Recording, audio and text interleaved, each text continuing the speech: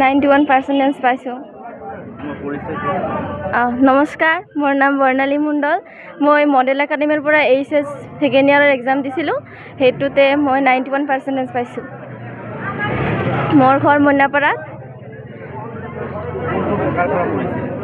কলা শাখাৰ পৰা পঢ়িছিলোঁ। মডেল একাডেমীৰ পৰা। মোৰ দেউতাটো নাই। তোমাৰ লেখাপঢ়া খৰচ কেনেকৈ মানে কোনে বহন কৰিছে আৰু তোমাৰ ইমান ভাল ৰেজাল্ট কৰাৰ আৰু কোন আছে? মোৰ লেখাপঢ়া খৰচটো মই দিয়া নাই। স্কুলৰ পৰা মোৰ বিনামূলীয়াকৈ পঢ়াই দিছে। আৰু ভাল ৰেজাল্ট কৰাৰ মূলত মোৰ টিচাৰবিলাক বহুত অৱদান আছে আৰু মাতো আছেই। কিমান সময় ষ্টাডি কৰিছিলে?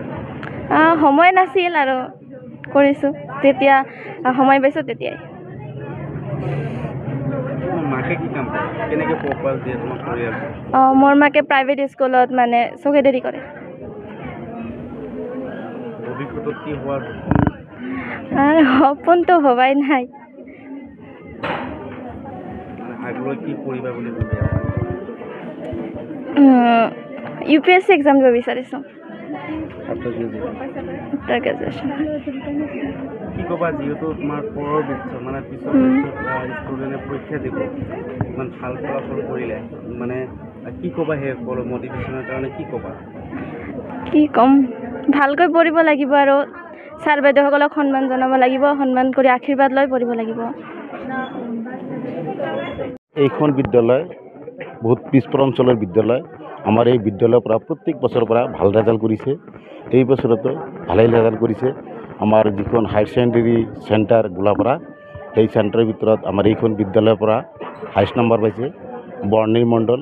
তেখেত 91% পাইছে আৰু বিশেষকৈ এডুকেশ্যনত সকলোতকৈ হাইষ্ট মাৰ্ক পাইছে 99।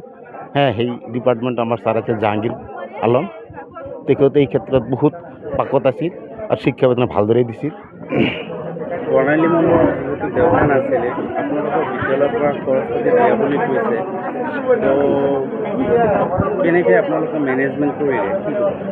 আমাৰ এইখন বিদ্যালয় প্ৰত্যেক বছৰতে দুখীয়া পৰিয়ালৰ যিবিলাক ছাত্ৰ ছাত্ৰী আছে, সেই পৰিয়ালৰ ছাত্ৰ ছাত্ৰীক আমাৰ এইখন বিদ্যালয়ৰ পৰা যিখন মেনেজমেণ্ট আছে তেওঁলোকে বিনামূলীয়াকৈ তেওঁলোকক লেখাপঢ়া যিখিনি খৰচ সেইখন দুখীয়া পৰিয়ালৰ